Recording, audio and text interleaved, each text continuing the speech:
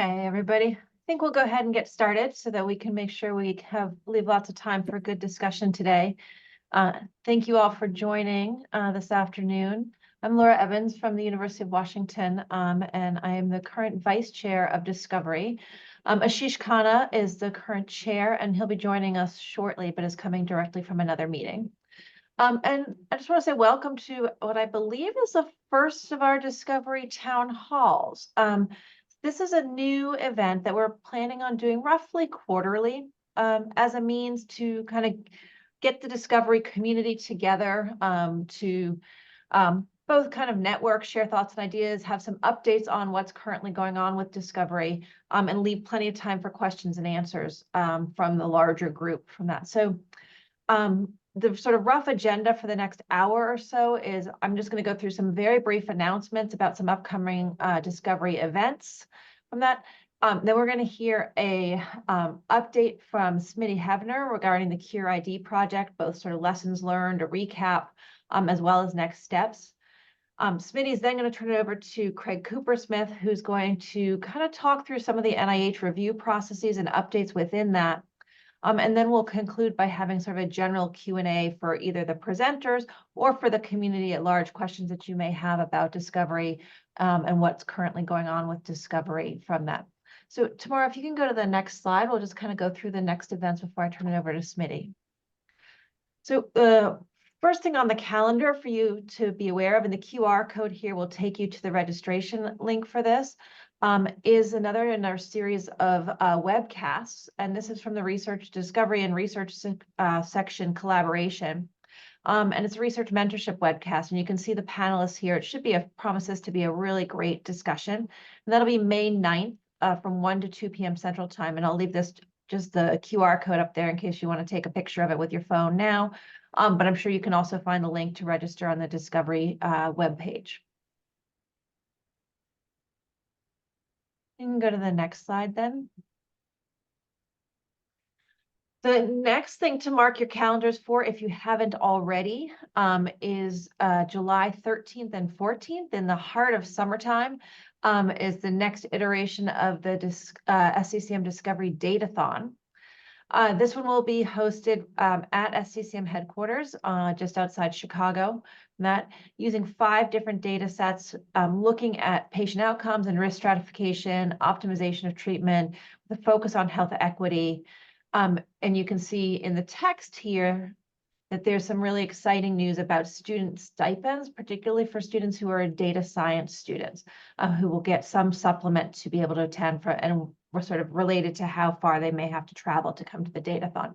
And once again, the QR code is posted there in case you want to go ahead and just register right now for the Discovery Datathon. And I believe, if I'm not mistaken, that July 13th and 14th is a weekend from that. So if you are looking for something fun to do on a summer weekend, come spend it at Discovery and at SCCM headquarters for the Datathon.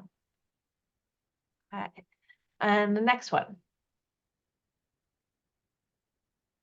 And the last one I think to share today is a call for proposals. And so this may be, I guess there's one more after this, is a project looking to sort of advance the ability to get secure healthcare data solutions using blockchain and allowing sites to collect and share data based on research from that. And I'll leave this to Chase, who's listed here as a point of contact, or Tamara or Vishaka if they want to add additional comment to this. But this is a funding opportunity, so you can submit a proposal to that. The deadline has been extended to May 25th.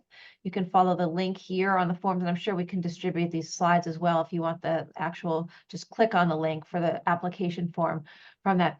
And it's up to $30,000 total of $15,000 per site for proposals that are selected, although that $15,000 does include indirects as well. So I'm going to pause there and see if Chase, Tamara, or Vishaka, you want to add any other detail about this call for proposals? Yeah, I just wanted to add a quick little additional information here. So this is a unique opportunity allowing you to research your own question as long as it relates to critical care.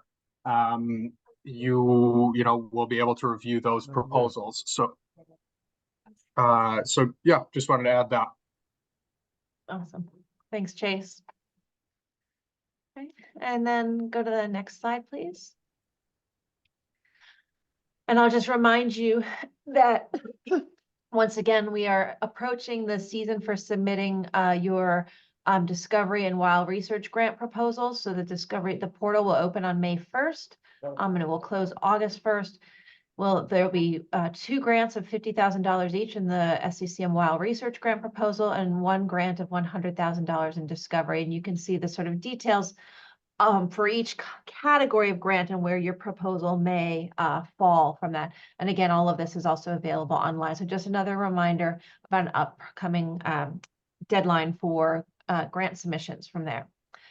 I think that's what we have in terms of programmatic announcements from Discovery. You can see that there's a lot of things going on there. I hope to see many of you on some of our webcasts that are coming up. They promise, I think, to be really interesting from that.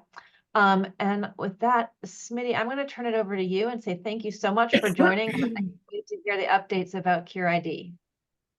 Joanne, thank you so much, Laura. Great to be here. Great to be with this team. See a lot of familiar names and a couple of new ones. So exciting to maybe have some new connections. I don't know about y'all, but I'm very excited about the Datathon. The CureID dataset, we are working to curate to make it available for the Datathon. I'll be there. I'm working on bringing a couple of my scientists as well as resources. We can go to the next slide. For those of you, a little bit of disclosure. So I'm with the Critical Path Institute. We do get a lot of funding with the FDA, but I don't speak for the FDA. So it's to say that every time I give a presentation. Next slide, please. The CureID project is a project funded by Department of Health and Human Services, specifically the Office of the Assistant Secretary for Planning and Evaluation. So you might also hear me call it the ASPE project or the ASPE dataset. We were awarded $8 million for a 3-year project, started back in June. This came out of the virus registry. The you that were around, we had a group of hospitals that were talking about how to automate the extraction of data, and that was a great project, but it was very piecemealed together. And this is the kind of the next iteration of that, where we have optimized and implemented tools to extract harmonized data from the electronic health record using the OMOP common data model. And so what that means is we have data coming in from these participating institutions that is essentially raw EHR data that's been de-identified and harmonized to a data standard. Now, that means it's not like a registry where it's a nice, clean, cross-sectional data set with a data dictionary, but there's a lot of granularity retained in this data set to let us dig in to a lot of different aspects. We did focus on COVID-19 because at the time of the submission and the funding back in 2021, that was the topic, the hot topic. But we were actively working on expanding that to other conditions as we go through that. And I'll talk about more of that in just a second. So next slide, please. We are coming to the end of that grant period. Does end in August. So far, we have 13 sites that have submitted more than 130,000 patient records. And again, that's full EHR data, so full granularity. So instead of just getting, the lowest PaO2 for each day of hospitalization, I have every PaO2 on those patients. We have every blood pressure, every medication. A long list of different labs and vital signs are collected on every patient, as well as pretty much all the diagnosis and procedure codes generated during the hospitalization. This is all adult. Well, no, it does have pediatric as well. All patients hospitalized for acute COVID-19.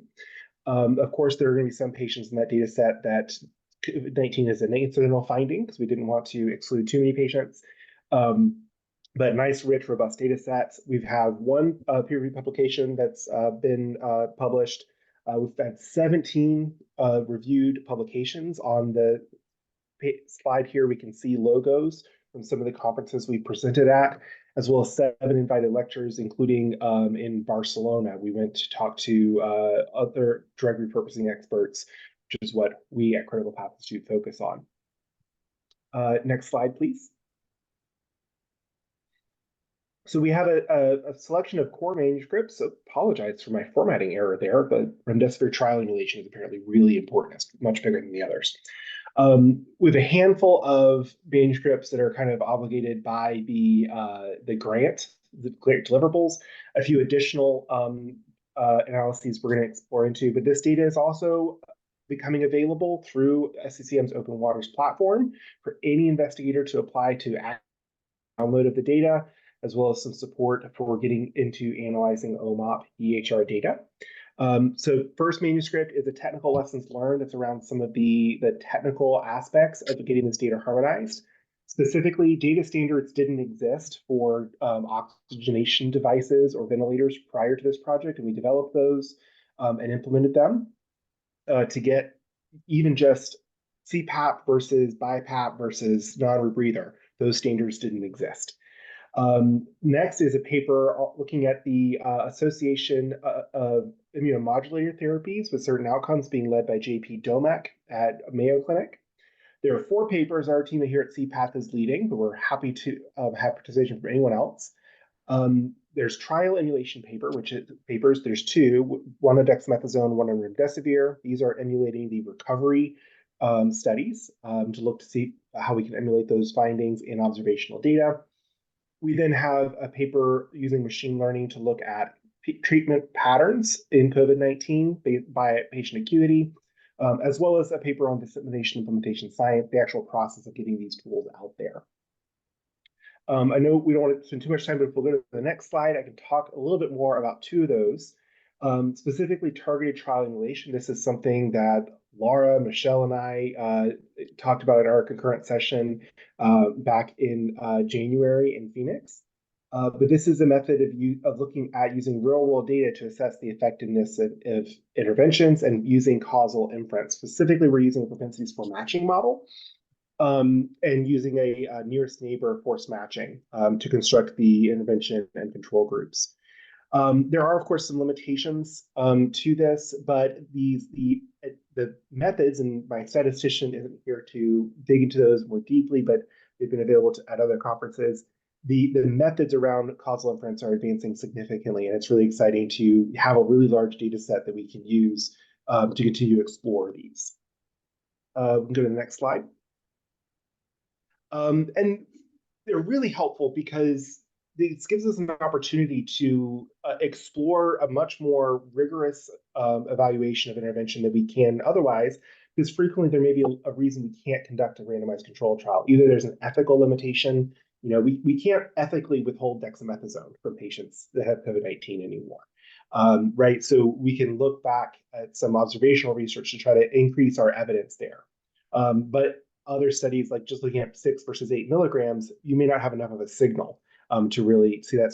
So this study will also help revise the hypotheses for future research around dexamethasone.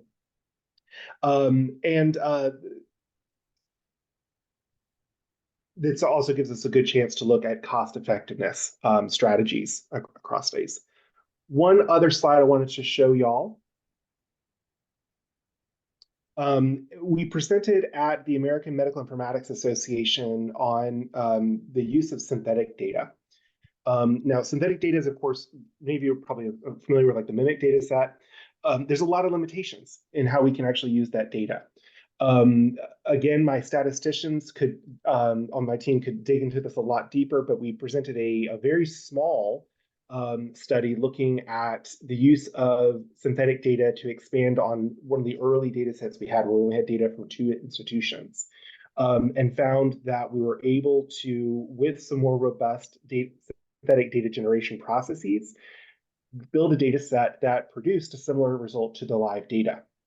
We're now expanding on this to look at this with much larger data sets, including our full data set, as well as a collaboration with N3C to look at millions of patients. They may not have the same granularity we do, but there's a lot of exciting opportunities here for us to be able to look at not only rarer conditions, but also the ability to expand on a data set. We only have 1 or 2 institutions participating. Very early stages, early days on this, but those are just the 2 papers that I wanted to call out. With that, happy to take any questions, or back to you, Laura, however you're structuring this conversation. Thanks, Smitty. That was great, and it's really awesome to hear about all the amazing project, because I know much work has gone into this, and so You just presented many, many months of work in 10 minutes. Nice work. Let me see if I have a question for you, but I want to open it up to the group for questions, comments for Smitty. And go ahead and either just raise your hand or put it in the chat. And while folks are doing that, I'll take the prerogative of the host. And it's a good question because you probably know this. I've been particularly interested in the work around trial emulation, right? And sort of, and I guess conceptually, I'm sort of thinking we're using the phrase trial emulation, right? But it almost in my mind refers to sort of two different phases. One is for, and you can correct if my understanding is right, is one is this sort of like proof of concept of can we replicate a trial that's already been done using the data that you can get out automatically, you know, using observational data, but can you essentially sort of reproduce those findings as a proof of concept that the data is flowing and you can use it for this. And then I also think of it as a tool moving forward to conduct de novo new trials when the sort of the object of the trial is either difficult to randomize or difficult to do, or for, you know, sort of it, you know, sort of hypothesis generating at a reduced cost compared to a RCT. Am I understanding that right? I don't know if you're understanding it right, but you're understanding it the same way that I understand it. So whether that is comforting or not, I don't know. But yeah, I would say you're exactly right. The phase that we're currently in is that first, where we're kind of validating the methods. We've had causal inference propensity score models around for a while. The methods there are advancing. We're getting better with leveraging machine learning to construct those models, different factor selection approaches, and getting a better understanding of how to construct the matching itself, whether we're using caliper, nearest neighbors, one-to-one, one-to-many, all those different considerations. And you're absolutely right. The goal of all of that work is to replicate those previous trials so that we can get a better understanding of what the limitations are of a de novo study. And not only is it when there's limitations of randomization, but also if there's selection or recruitment issues. So one of the long-term, one of the applications of these methods would be to use historical controls, using causal inference to match to current patients when either the condition is too rare or there is an ethical issue with withholding the treatment. For critical care, the place that I see this expanding is peds. There's a limited amount of research because of all of the multi-factor considerations for pediatric patients. When we get to a point where we really understand the statistical limitations, we can marry that with our clinical knowledge and start to explore and generate higher levels of evidence, expand on existing research. Regarding... Oh, someone dropped off mute. Advance the evidence around conditions where we have a lot of barriers to conducting traditional blinded RCTs. Absolutely. Yeah. Hi, Ashish. Hello. Hey, Laura. Hey, Smitty. Nice to see you. How are you? I'm okay. I'm trying to survive a week on service and trying to juggle everything at the same time, but that's the story of our lives. Anyway, Smitty, obviously what you've described in the last 5 minutes or so is, I know it's taken, I would say maybe months to years to sort of frame this and do this. I think in terms of a future horizon for this, which is really, really important, you touched on sepsis, but do you think that there is other opportunities in like the next 5 or 10 years? And is that the kind of timeline we're looking at, you know, in terms of this turning into, you know, started with COVID, it goes to sepsis. Could it also include various other disease states? Yeah, absolutely. So I mentioned that we're looking expanding beyond COVID, but I didn't get into that. Thank you. We are going to be recruiting from these hospitals 3 or 4 sites to extract a very similar data set on a sepsis cohort. COVID, of course, is a viral sepsis, so there's a lot of overlap. There might be a few additional inflammatory markers we want to get at. There's some different derived measures around fluid resuscitation that become much more meaningful in sepsis. But that's kind of the next target. There's actually someone I invited to this call. I won't call him out and embarrass him, that I met at AMIA, who presented on a single site trial in relation to sepsis. We're looking at the use of different anti-infectives. Sepsis is a different challenge than a lot of other conditions. The issue is the heterogeneity of the condition. So we've also been working with a few sites to make sure we can get more granularity around the organism at scale, to get better targeted guidance. But I also have my eyes set on things like ARDS, meningitis. The nice thing about acute care, from my perspective as someone who works on regulatory science with the FDA, is it's because it's a defined environment, we have the data we need. We don't have to worry about loss to follow-up as much. And so it becomes a great testing ground for these methods that the FDA has and other government agencies have said they want to see advanced. They want to see these real-world methodologies, causal inference, trial emulation, historical controls advanced. And I think the sky's the limit. We have this infrastructure now where we have 16 health systems that have expanded capacity to produce harmonized data sets. And I think discovery should be driving that. I think I would love to hear from this community, what other conditions do we think have some similar overlap with COVID, as far as the elements themselves? What kind of studies? And line up a series of projects where we continue to expand the data pipelines that we have so that we can study any conditions across critical care. And let me ask you just one sort of follow-up on that, and I know Craig's waiting, but you're obviously asking this community or asking us in general to reach out to you. Yes, please. But how would I know if my hospital's EMR is ready for Cure ID? Yeah. Right? And I've simplified this. Yeah. So this is a question of interoperability. And most academic medical centers have done work with common data models. The trick is getting connected to the right team to actually find out if you have some OMOP specific capacity. I have some lists from some organizations that I'm part of, the Odyssey community, for example, where I can look to see, okay, this site I know has done some work in the past. And through those networks, we can also try to connect. Anyone who's extremely interested in these multi-site harmonized data extraction and studies, I'm happy to connect with and talk through and see if we can find out who we can connect with outside of that person's current orbit, to make those connections. There's also lots and lots and lots of different factors. Some of the sites that we participated with just face barriers on the actually being able to export the data. The nice thing about something like OMOP is we can support something called a federated study, where we write a single code centrally, we disseminate it to all the organizations, and we synthesize all of those results together, kind of like a meta-analysis, rather than having to send all of the data to a central location. So there's lots and lots of opportunities. And I could probably go on for like a whole 45 minutes on that, but I'll stop and I'll put my email in the chat. Anybody who wants to find out if their site has support for this, I'd be happy to talk to.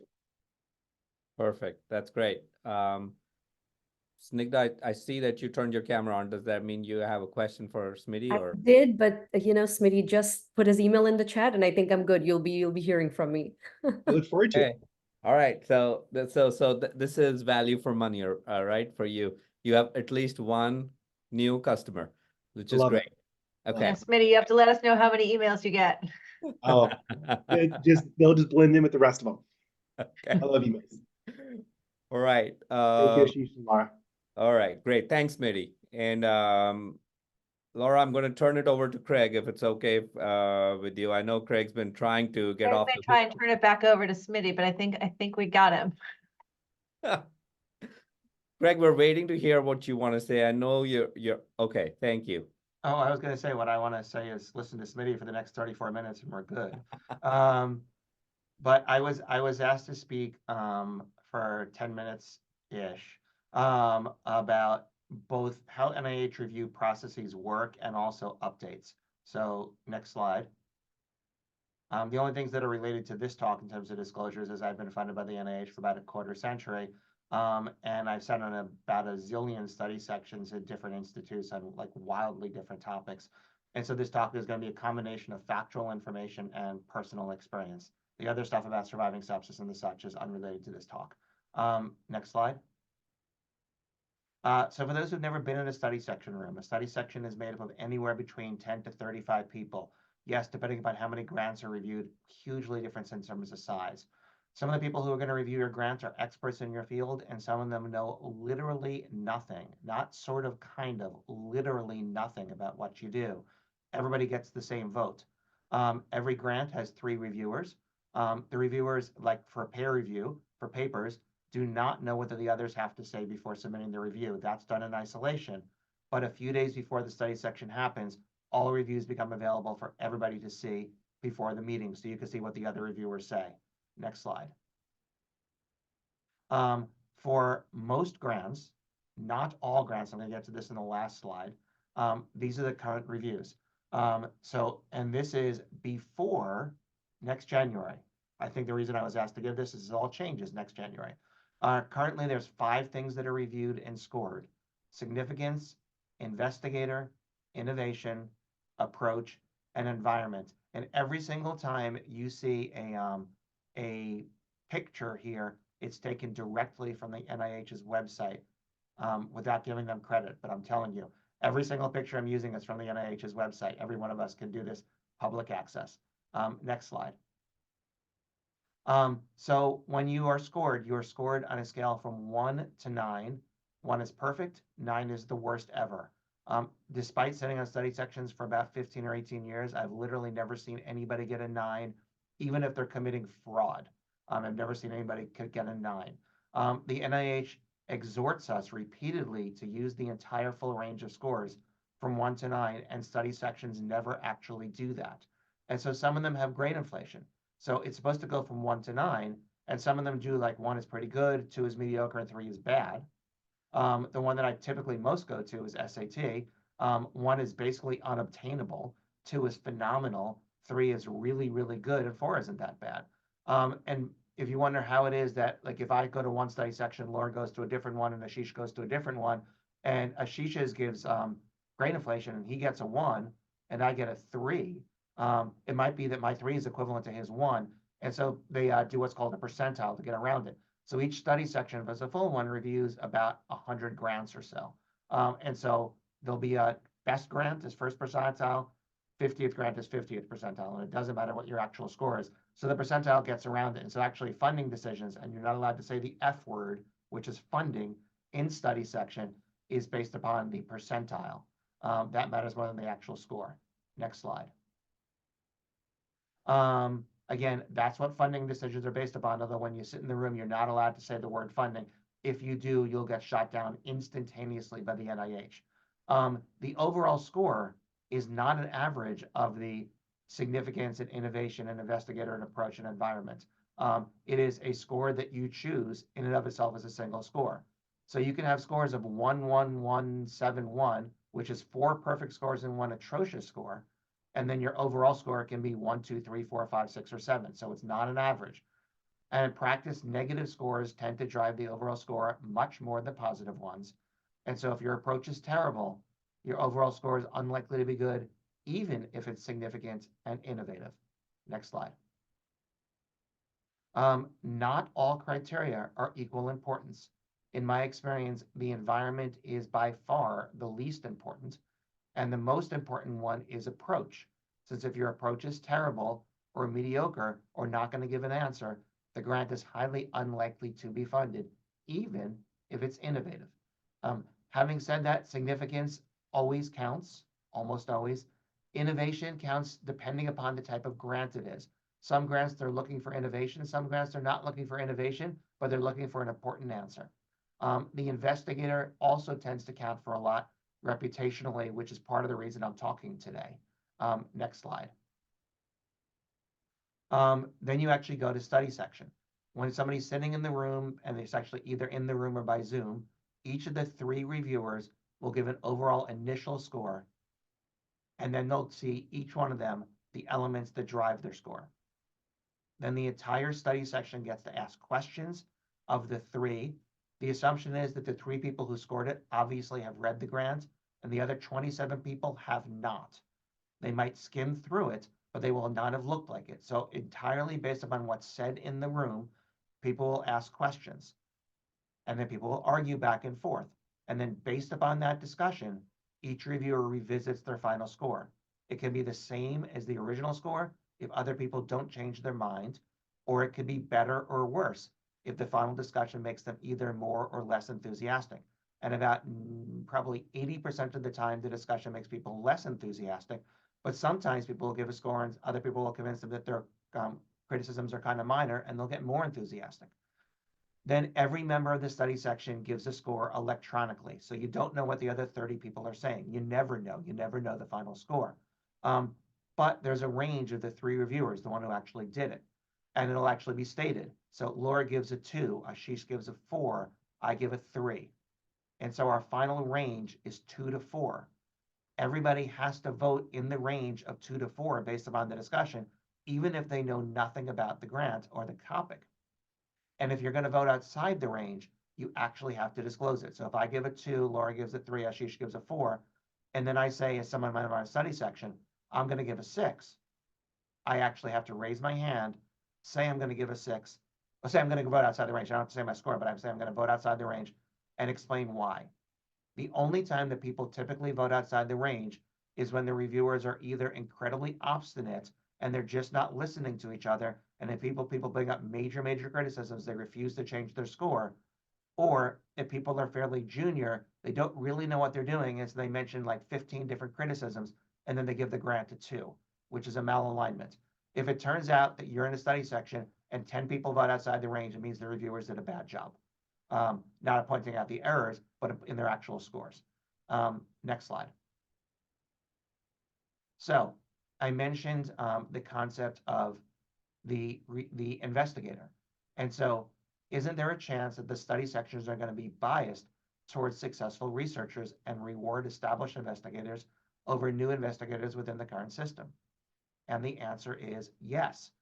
So I started this with a disclosure. I have been funded by the NIH since the year 2000. I'm funded to the year 2028. And if a grant that I just put in which got a 6th percentile gets funded, I'll be funded till 2029 or 2030. So people might say, not true, but people might say that I'm pretty good at what I do. And so they're going to give me credit for having a good history, even if my science isn't that good. And that's not fair if you're a new investigator who hasn't had a chance to have a bunch of gray hair and gain a lot of weight like I have over the years. So next slide. Based upon this, the NIH has actually recognized this problem.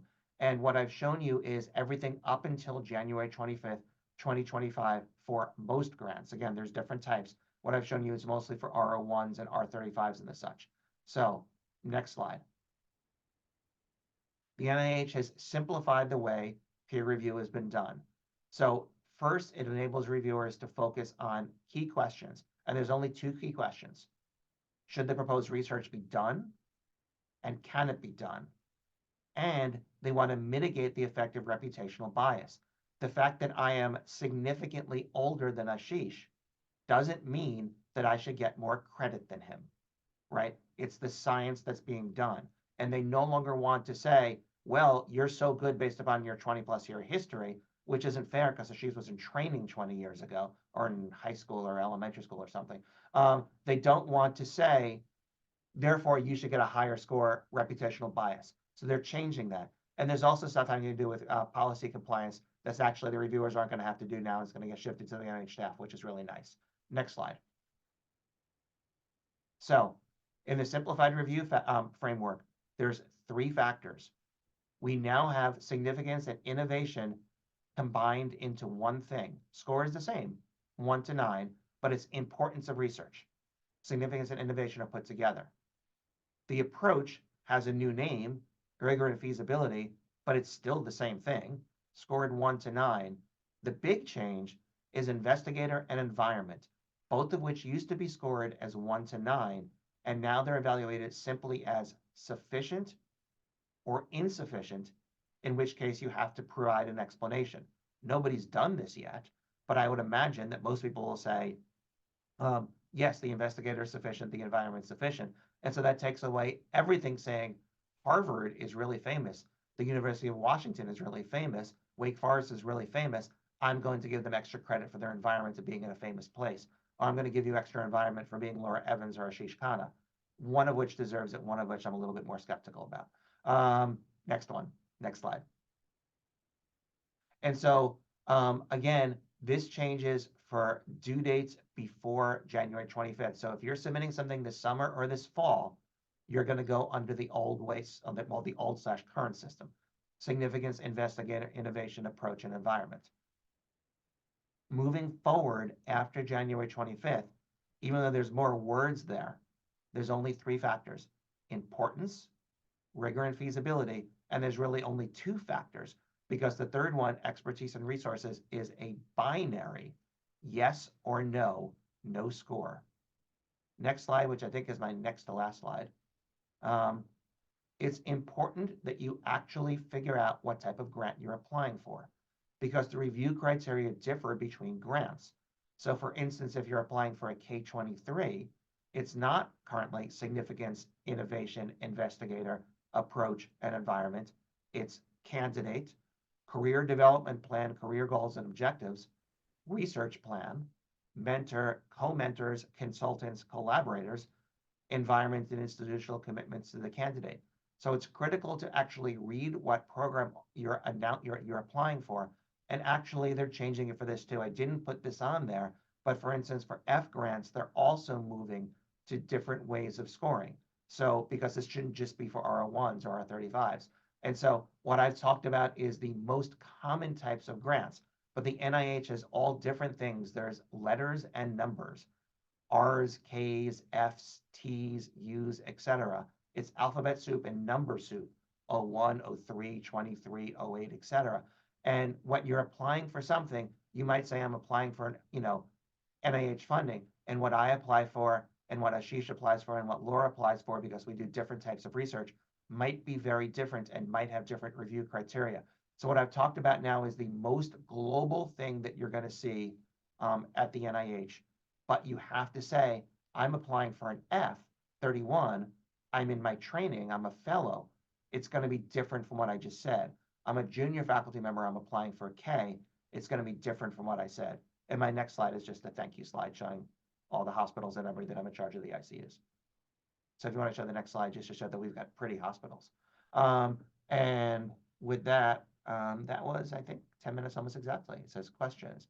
And so let me see the questions. Don't be shy with Craig. One in the chat there, Craig. I'm not that young, but thanks, Craig. Yes, you are. Ashish should get all the bonus points. Not really. Will this have levels for K awards? Yeah, absolutely. So this will change everything. And again, I didn't go through this, the Fs versus the Ks versus the Rs, but you should unequivocally go to a couple of things. The NIH website, which I understand might feel difficult to navigate. If you go to the grants and actually if, tomorrow it sends out like, the slides that I just had, obviously there's nothing confidential in this. It will have all the, the websites you go to. You start at nih.gov and then you go to grants.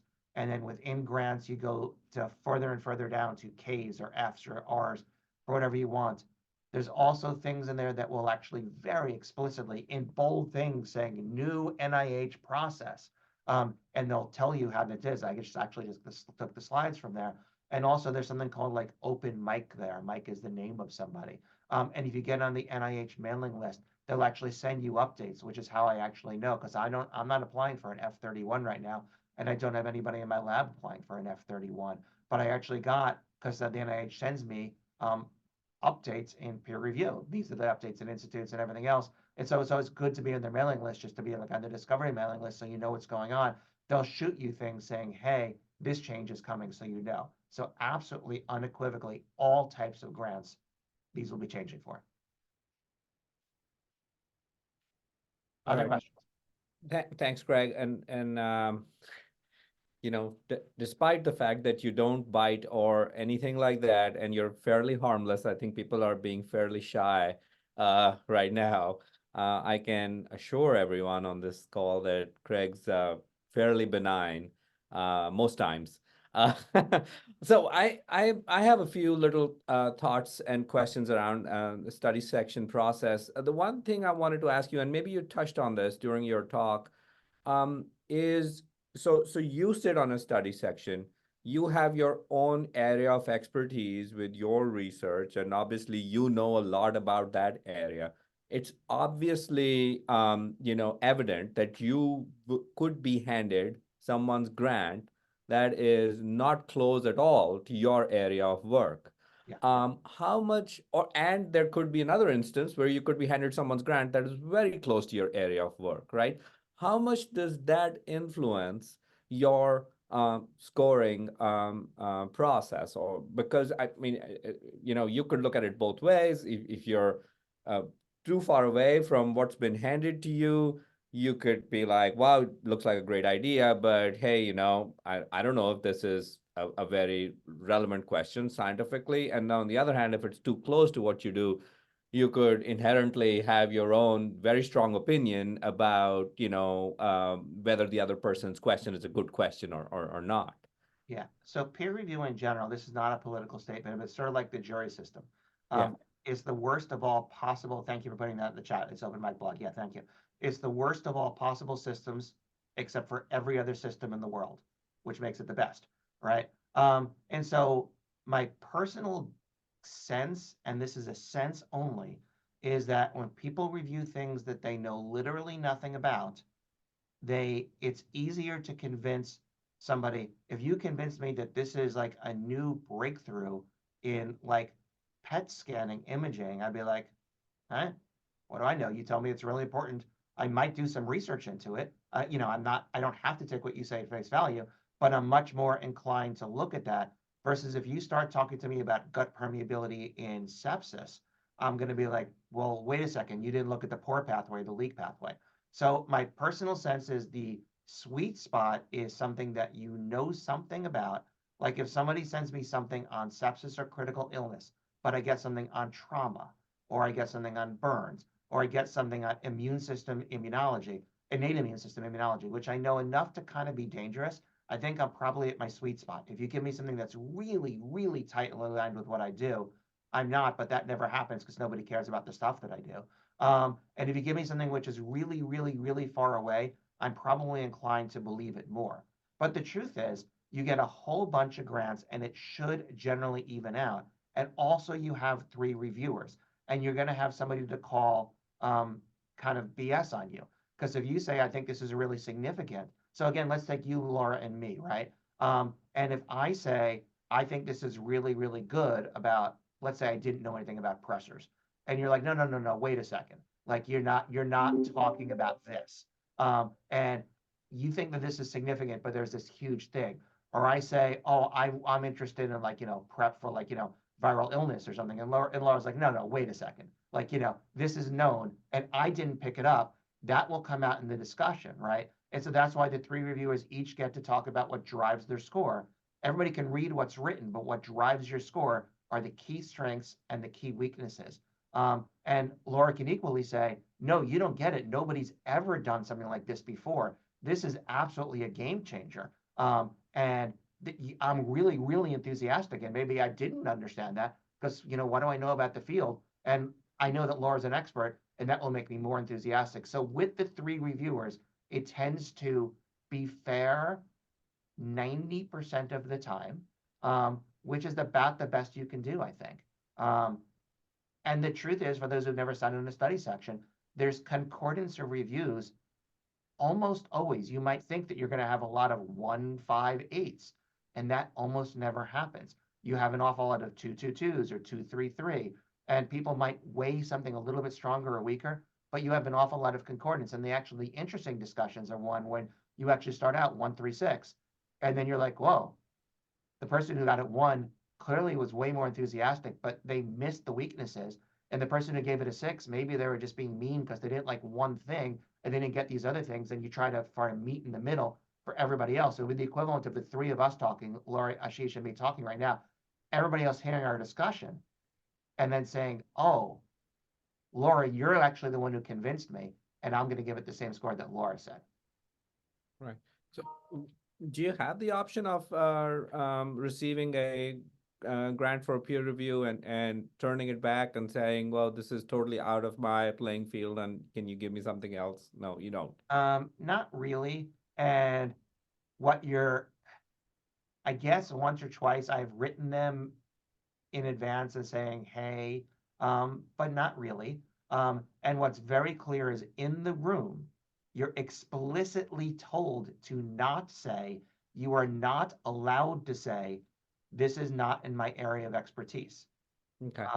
So if you start talking, if somebody, like if you get a grant, say on big data, and it's all about like, complex, calculations and, and the polynomial and everything else, and you're like, I took calculus as a freshman in college, and I don't understand any of this. And I have no idea whether their algorithm is like, amazing or total crap.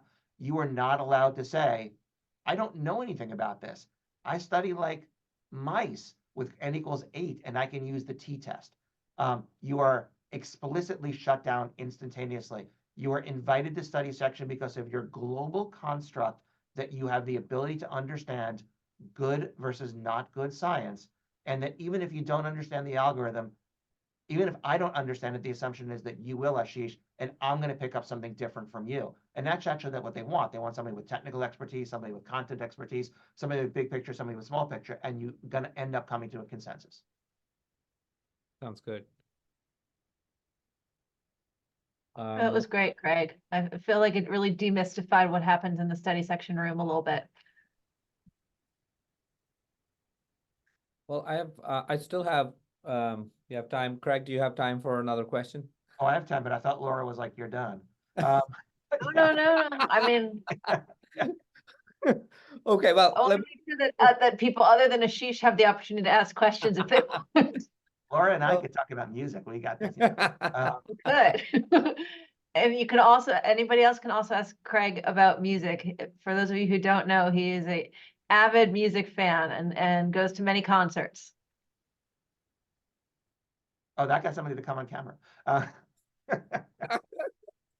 With an unrelated question though, I guess I was curious. I mean, this has been super helpful to hear. I'm a junior faculty, so sort of a more at the mentored career development award stage, which is why my question was about the K.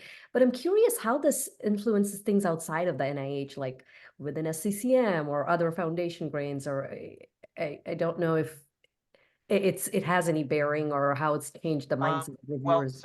so everybody tries to use the same scoring way as the NIH to be as fair as possible. And for a mentored thing, it's actually really important, whether we're talking about the NIH or we're talking about at SCCM, that you have a really, really qualified, engaged mentor. Because the truth is, what will happen if your grant is bad, they will not give you a bad score. They will say, it's my fault for being a bad mentor. Fundamentally, you still don't get the grant. But it doesn't matter whether we're talking, and the truth is, I know Laura was talking before, my very first grant was an SCCM grant. Now the Wild grant then was a Vision grant in the year 2000. But it was the same thing. I had, Tim Buckman and Richard Hotchkiss as my mentors.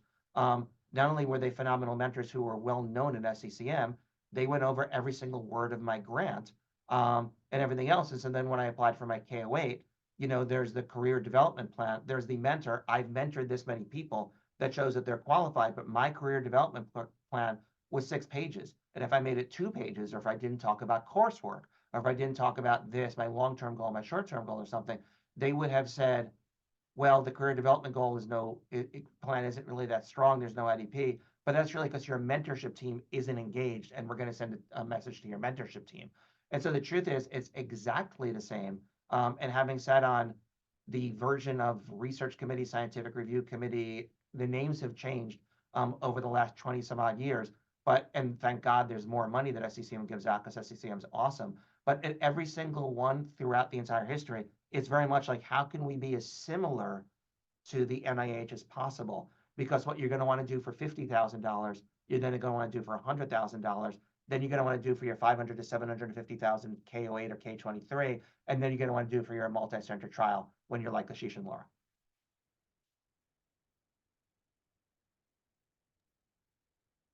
Well, I guess, Craig, this is great discussion. I just wanted to let the group know that Laura and I are also here to answer any and most discovery related questions. So what discovery can do for you, what you can do for discovery, and so on and so forth.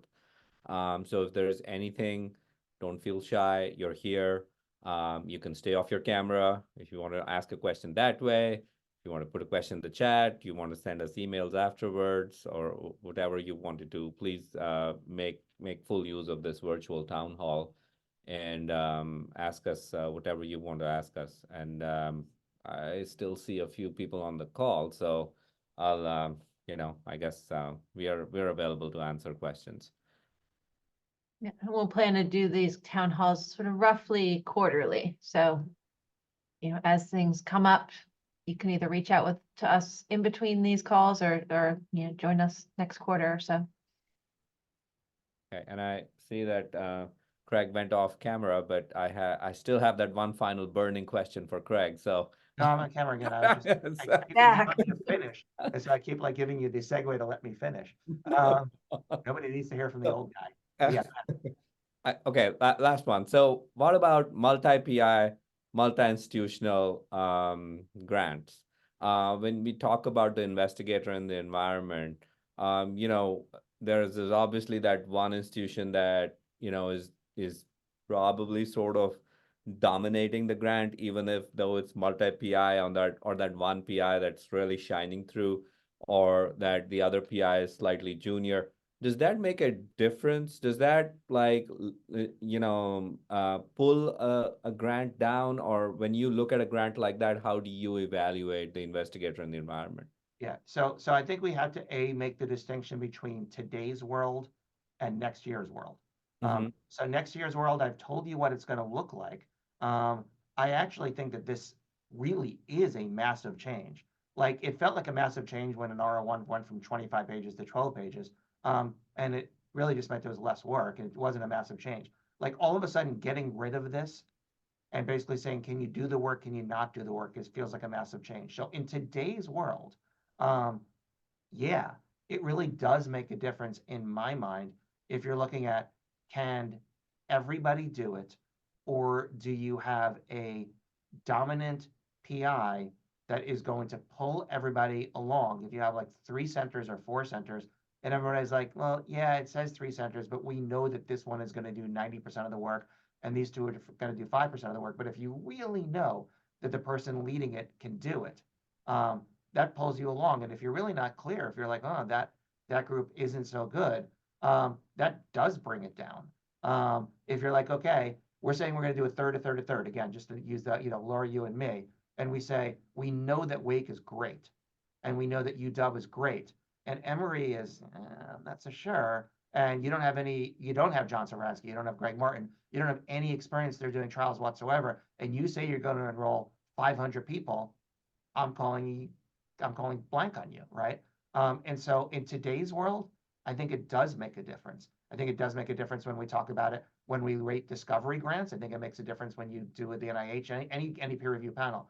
In New World of January 26th, 2025, I think it'll be very interesting. The goal is that ultimately it gets down to, can you do it?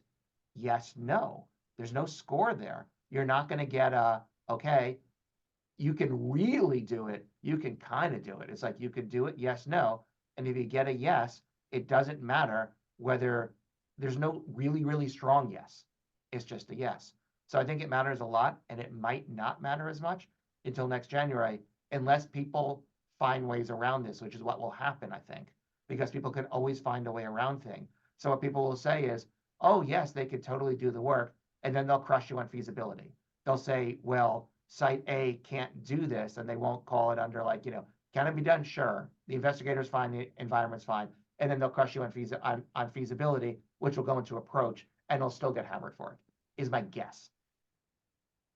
Got it. Thank you. And thank you. Finally, thank you, Craig. At least I'm done with my questions. I guess you have no other questions coming through. Oh, Laura had a comment. Wait. I just had a quick question. I know we only have a couple minutes left, Craig, but since this does seem like a substantial change in approach, do you know if they've done any piloting of this with sort of like mock study sections, or are you anticipating a bunch of like real big bumps in the road with this transition? So the first question in terms of whether I know, I have no idea. I know that I have been involved in NIH pilots, nothing to do with this. They'll call me and ask me to do like this, like totally like weird thing. And they're like, we're piloting this. Would you do this? And I'm like, sure. And then you never know it, or at least I'm not interested enough to know whether it actually goes live or not. I would have to believe they've done some kind of a lot of internal stuff. I'm not actually in belief that this is going to cause a lot of bumps in the road. I actually think, again, there is something for the old people in the room. When ventilator-associated pneumonia became ventilator-associated events, what happens is people found ways to go around the system. That's why it used to be people went from 5 to 7.5 to 10, and now people goes from 6 to 8, because a change of 2 doesn't ding you, and a change of 2.5 does. So I'm old enough to remember PEEP was always 5, 7.5, 10, and now PEEP is 6, 8, 10, 12. And that was solely to get around the system. So I'm confident that people will always figure out a way to get around the system. So it's not going to be entirely as good as what the NIH wants. There's still going to be a way to say, oh, you're from Johns Hopkins. Oh, you published in the New England Journal of Medicine or Cell, and I'm going to give you extra credit. Having said that, I actually don't think there's going to be a lot of bumps. I actually think it truly, it'll hurt me, but I think it'll truly make the system way more fair. Excellent. Seems like a thank great you, Craig. place. And I think we're going to wrap it up. And I think that, for me, based on how many questions I have, I think we need many, many more hours with you, but we'll probably plan for that. We'll set up for something like that. Thank you, guys. Thank you for attending our first town hall. And like Laura said, we'll do more. And but we'll only do more if you come back with questions, because clearly Laura and I can't ask each other canned questions all the time. So thank you for coming in, and we'll see you all soon. Have a great evening. Thank you. Bye-bye. Oh, bye.